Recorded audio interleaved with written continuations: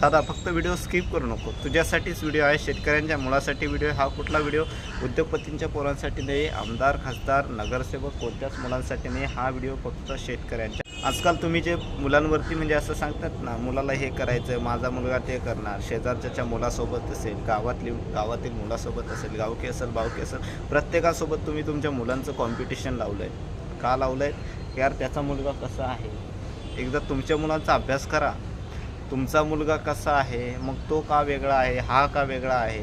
तुम्ही त्याच्यावरती तुमचा दबाव आणतात की नाही तुला हेच करायचं आहे, तुला तेच करायचं आहे. एक आईचं स्वप्न वेगळंच असतं, वडिलांचं वेगळंच असतं, त्याचं वेगळंच स्वप्न असतं. त्याला जे करायचं ते त्या आयुष्यात तुमच्या स्वप्नामुळं त्याचं स्वप्न तो विझवून टाकतो. तुमच्या स्वप्नामुळं त्याचं स्वप्न त्याचं पूर्ण होत नाही आहे. नेमके एकदा तुमच्या मुलांना वेळ घालवा, तुमच्या मुलासोबत वेळ टाईम स्पेंड करा. तुमच्या मुलाला विचारा, अरे दादा नेमके तुला करायचं काय आहे. आमचं ठीक आहे, तुम्हाला आईला वाटतं की आमच्या मुलांनी डॉक्टर व्हावं, वडिलांना वाटतं इंजिनियर व्हावं. मुलांचं स्वप्न वेगळंच असतं. कधी मुलांना विचारलं आहे प्रायव्हेट जॉबमध्ये तुम्ही तुमच्या मुलांना टाकताय, ठीक आहे, तू 10वी झाली 12वी झाली ग्रॅज्युएशन झालं, गव्हर्नमेंट जॉब 90% अवघड आहे. 10%मध्ये मुलं गव्हर्नमेंट जॉबला आहे, पण 90% आजकालचे पोरं प्रायव्हेट जॉब करतात. तुम्ही कोणताही जॉब घ्या, प्रायव्हेट जॉब असेल, तुमचा फील्डवर्क असेल, तुमचं कोणताही तुम्ही प्रायव्हेट जॉब घ्या, तुमच्या मुलाला एकदा संध्याकाळी विचारा, अरे तुझा आजचा दिवस कसा गेलास.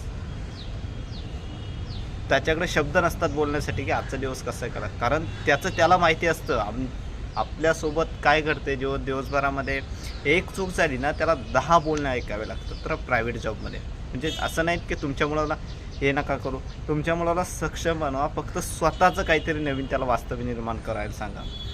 त्याला प्रायव्हेट जॉबच्या भानगडीमध्ये त्याला आणू नका, किंवा मग असा तुला हेच करायचं, तुला तेच करायचं, तो मुलगा कसा करतोय. अरे स्वतःचा मुलगा, स्वतःच्या मुलाला संस्कार द्या. पैसा कमी कमवा, पण संस्कार महत्त्वाचे आहेत. आजकाल काय झालं माहिती आहेत का, एखादा MBBS असेल, एखादा डॉक्टर असेल, त्याचे आईवडील वृद्धाश्रमात जातात. तो पैसा तुमच्यासाठी महत्त्वाचा नाही आहे. आईवडिलांसाठी शक्यतो महत्त्वाचं हेच पाहिजे की आपला मुलगा शेवटच्या श्वासापर्यंत असेल किंवा शेवटपर्यंत आपली साथ आपल्या मुलांना द्यायला हवी. आपली मान कधी खाली खाली जाणार नाही असं मुलानं वागलं पाहिजे. म्हणून मुलाला फक्त पैशाच्या जोरावरती त्याला जॉब करायला लावू नका. एकदा त्याला विचारा ना, तुमचं काय स्वप्न आहे, तुझं काय ध्येय आहे, एक ते तू पूर्ण कर ना. आपण आपल्या स्वप्नासाठी त्याच्या स्वप्नांची राखरांगोळी करून टाकतो. नेमकी त्याला काय आवडतं, त्याचं क्षेत्र वेगळंच असतं, त्याचं तिथं मन लागत नाही आहे, आणि मग तो वेगळे विचार करायला लागतो. एवढे वेगळे विचार केल्यापेक्षा एकदा त्याला विचारा, अरे नेमकी तुला काय बनायचं आहे रे. स्वतःच्या दुसऱ्यांच्या मुलासोबत स्वतःचा प्रत्येक मुलगा वेगळा असतो. आपल्या हाताची 5 बोटं सारखी नसतात, प्रत्येक वेगवेगळा असतो. प्रत्येकाची मनं वेगळी असतात. काही हलक्या मनाचे असतात, काही खंबीर मनाचे असतात, काही कोवळ्या मनाचे असतात. काहींना अपमान सहन होत नाही आहे.